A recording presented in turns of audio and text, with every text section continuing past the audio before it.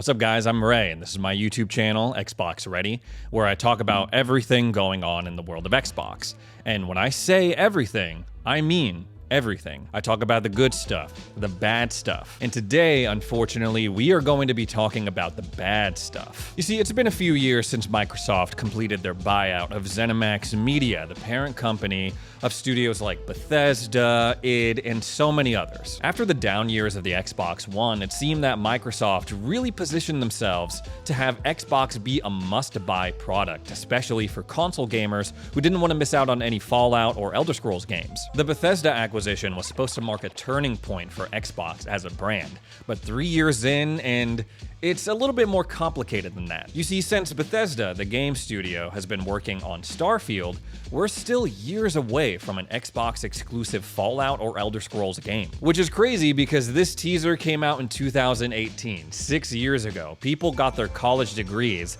in the time that it's taken for us to get any sort of new news about Elder Scrolls 6. So there's this weird situation where post-acquisition of Bethesda, the first couple of games that came out after that, like Deathloop and Ghostwire Tokyo, weren't available on Xbox. No, even though Deathloop grabbed a Game of the Year nomination, you couldn't play it on Xbox because it was tied up in an exclusivity deal on PlayStation. We didn't start getting Xbox Bethesda exclusive games until 2023 when Hi-Fi Rush shadow dropped at Developer Direct that year, and damn was it glorious. Then a couple of months later we got Redfall, and no need to beat around the bush about Redfall anymore. Obviously, it is notorious for being one of 2023's worst games. In my opinion, I feel like if it launched with 60 FPS, didn't have as many bugs as it did, it could have been an okay game, like mildly enjoyable game, but obviously that's not what happened, and it has gone down in infamy. Then 4 months after that, we finally got Bethesda's crowning achievement, Starfield. And while there's been a lot of back and forth about this game, there's a lot of people that really enjoy it, there's a lot of people that really hate it. In my personal opinion, in my humble opinion, as a guy with a YouTube channel and an Xbox, I think I just gotta admit, like, Starfield, it wasn't the worst game I ever played, but it wasn't amazing, it wasn't great, and that was definitely my expectation. So from this acquisition, 3 years in, as Xbox fans, I'm speaking again from my point of view, we have gotten a great game, Hi-Fi Rush, an okay game, Starfield, and a bad game, Redfall. And yesterday, this whole thing took another twist because I woke up to news that Microsoft was shutting down 4 Bethesda studios, including the team that brought us that great game, Hi-Fi Rush. The news came via a leaked email from Matt Booty, and he said that they're closing down Arcane Austin, the team behind Prey and Redfall, Tango Gameworks, the guys who did Evil Within 1 and 2, Ghostwire Tokyo, and Hi-Fi Rush. They're also shutting down a couple of support studios, Alpha Dog Games, and Roundhouse. The Roundhouse team will apparently be moved to work on stuff for Elder Scrolls Online, and some people from Arcane Austin are reportedly being moved over to other Bethesda studios. No word on if any staff is shifting from Tango Gameworks or from Alpha Dog. So here are the immediate consequences of that. Mighty Doom, no longer a thing anymore, which is crazy because this article came out like a little over a year ago. It was like, Mighty Doom, #1 free-to-play game on mobile. Oh, this is crazy. Forget about that because they're shutting down the studio. Mighty Doom not going to be a thing anymore. Obviously, no more support for Redfall. They were like, you know what? We're going to patch in 60 FPS and call it a day. So if you're one of those people who spent $100 at launch for Redfall expecting to get new characters, new DLC, that's not going to happen. No more DLC or content for Hi-Fi Rush. They had been doing a couple of arcade modes for that game and making updates along the way, no longer. And although Xbox, Microsoft, they're still going to own the IP, I can't imagine that there's going to be any sequels to these games like Ghostwire Tokyo, Hi-Fi Rush, definitely not Redfall. People were talking about like, oh, Redfall's going to get the cyberpunk treatment. No, it's not. No, it's not. You just shut the studio down. So let's work our way through the list. Alpha Dog and Roundhouse Games, I'm not too familiar with them, so I can't really offer any insight on how their closures are going to affect Bethesda or Xbox, other than the fact that more developers losing their jobs, that sucks. Microsoft earlier this year laid off almost 2,000 employees from its gaming division, and devs are living in this landscape, this job landscape, where they're going to work and they're constantly looking over their shoulder in fear, worrying that they're going to get an email or see a tweet and learn that they've been fired. Now, I don't know how y'all like to work, but from the outside looking in, that does not look like a great work environment to produce games that we love and are going to endure. Arcane Austin's closure, I mean, it sucks, it's a bummer, it's disappointing. Maybe not all too surprising given how Redfall was received and performed. We've seen in the past that even studios that make great games sometimes get closed down. Look at Irrational Games and BioShock Infinite. Redfall, on the other hand, was objectively a failure. Commercially, critically, it hurt the Xbox brand. Phil Spencer had to come out and do an interview and be like, I'm sorry, guys, I'm sorry. So yeah, I guess it's not all that surprising, but it still sucks and it sends a really scary message to Xbox's other studios. The boss of Arcane, Leon, weighed in on this, saying, "This is absolutely terrible. Permission to be human. To any executive reading this, friendly reminder that video games are an entertainment/cultural industry, and your business as a corporation is to take care of your artists/entertainers and help them create value for you. Don't throw us into gold fever gambits. Don't use us as straw men for miscalculation/blind spots. Don't make our work environments Darwinist jungles. You say we make you proud when we make a good game. Make us proud when times are tough. We know you can. We've seen it before." But yeah, Arcane Austin, I didn't play Prey. Redfall, I tried. I just couldn't get into it. I couldn't finish it even. No, what I'm most upset about, like a lot of Xbox fans out there, is the closure of Tango Gameworks. That's the whole reason why I'm making this video. They had really solid, quality projects like Hi-Fi Rush. Hi-Fi Rush was a breath of fresh air in a market and industry dominated by sequels and reboots, games that are tied to existing IP. Because they were bankrolled by Microsoft, or so I thought, Tango Gameworks got to step out of their comfort zone and make something truly unique. A rhythm-based fighting game with its own unique style and flair. It wasn't another Souls-like, it wasn't another Battle Royale. It was a game with really interesting mechanics, a great cast of characters, and an overall satisfying and charming story. I did not like that last boss fight, but everything else I thought was 9 out of 10. I also thought Ghostwire Tokyo was fun. A lot of people poo-poo on that game. They're like, no, that game was trash. To be fair, I did not play it until it made its way over to Xbox with all the updates and the Spider's Thread DLC. But I thought it was another interesting game that shone a light on Japanese folklore. It let me play out my fantasies of being like a spirit detective, like Yusuke Urameshi and Yu Yu Hakusho. And what makes me so frustrated about this whole thing is that Xbox is just not being clear with us.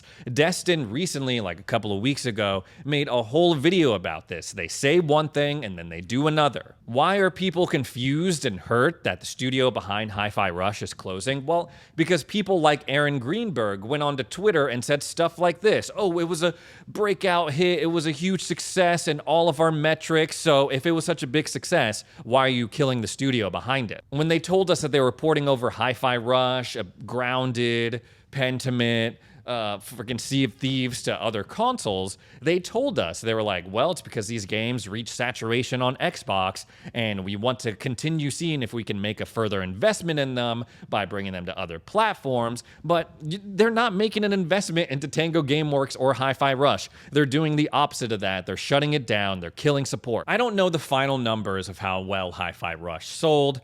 At one point, it was outselling Forspoken. It won a BAFTA. It took home an award at the Game Awards. They used it for all of their marketing, and yet they just turn around and they're like, hee, no, that's not enough. Sorry, we're going to close the studio, so no more Hi-Fi Rush or any games like it. And when they do stuff like this, it's really, really hard to get excited for things that they show at these developer directs, these June showcases that they do. Like, look at the 2023 developer direct lineup. They showed us Minecraft Legends, which they stopped support for. Redfall, stopped support for, closed down the studio.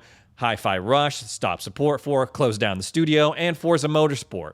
3 out of the 4 games that they showed us, they've either stopped support or shut down their studios. So why is this happening? Well, in that same email that Matt Booty sent out where he was announcing the closures, he basically said that they were going to refocus on their priority games, big games. And I guess I get that. One of the big criticisms against Xbox is that they don't have big AAA bangers like PlayStation. They need those tentpole projects to go toe-to-toe with PlayStation. Game Pass is like Indie Pass. They only have like small games coming over day one. This is unfortunately an industry that relies on name recognition, big runaway hits that can make money for, I don't know, 10 plus years. But part of me selfishly was believing as an Xbox fan that we could have both, that we can have these kind of AA indie experiences and those big AAA titles. Xbox over the past couple of years has kind of positioned themselves as a champion for those kind of games, especially with programs like ID at Xbox. You know, games like Grounded, Pentiment, Hi-Fi Rush, they may not be making huge waves, but they were all games that I really enjoyed, that I was glad to play. But it sounds like, at least with the Bethesda stuff, that era is over. Priority Bethesda games, I mean, that to me, that could only mean a couple of games. Fallout, Elder Scrolls, and Doom. And I don't know if I really like the sound of that, guys, because shifting Bethesda as a publisher to focus on priority games, which again, to me, are those three that I just mentioned, it sounds a lot like what Activision Blizzard has become over the years, more or less just like a Call of Duty factory. And I know a lot of people, when they were in the middle of trying to acquire Activision Blizzard, were like, man, well, now that they're going to be bankrolled by Microsoft, they don't have to worry about cranking out of Call of Duty every couple of months. Maybe they can bust out some of that old, unused IP that they're just sitting on, revive some of those franchises. And to me, with this direction that Xbox is taking with Bethesda, it doesn't sound like that's going to happen. Now, I know what a lot of people are going to say about this. Number one, Game Pass is ruining this. It's Game Pass's fault. I disagree. And I also know a lot of people are going to be like, just make great games, man. This wouldn't happen if those studios just made great games. But not necessarily, right? Because again, Hi-Fi Rush, great game, reviewed very well, didn't sell. So what sells? I don't really know the answer to that question, and I don't think game publishers know. Apparently what sells are games that are like 7+ years old. Everyone wants to play Fortnite, Roblox, Grand Theft Auto 5, and game publishers are making the dumbest decisions trying to chase the success of those already established titles. The game industry is growing, but more and more people just want to play those games. It's dumb. And that's ignoring the fact that when games review and sell well, it's still sometimes not enough. Spider-Man 2 over on PS5 has a 90% on Metacritic. It sold more than 10 million copies. And despite all that, Sony was still like, yeah, we still gotta fire people from Insomniac, though. This is another moment where I'm coming to you, begging you not to look at this from a console war perspective, because studio closures, layoffs, poorly performing games, great performing games that still lead to people being laid off, this is an industry-wide problem. But bringing it back over to Microsoft, Xbox, it once again raises questions about the future of Microsoft's gaming division. Are they gonna focus on big AAA games that last for 10+ years, that make a ton of money? Are they really, truly gonna stick around in the hardware game? Yes, they did say that they were going to tease new consoles. Maybe we'll even get a handheld. But like I was saying earlier, they have a habit of saying one thing and then doing another. Will you be sticking around to see how this all plays out? All I know is that the second half of 2024, they better bring their A game, starting with the June showcase. Because it doesn't look like fans are just willing to accept, oh, just wait until next year, just wait until next year. We're gonna get a flood of Xbox first-party games that are gonna be bangers. There's gonna be one coming out every couple of months. People are tired of that. The trust in the community is eroding right before my very eyes. So Xbox needs to step up and deliver an absolute, no questions asked, no asterisks involved W. Anyways, guys, that's all the Xbox stuff I have to talk about today. If you made it this far into the video, consider subscribing. Thanks so much for joining me for another edition of Xbox Ready, and we'll see you in the next video.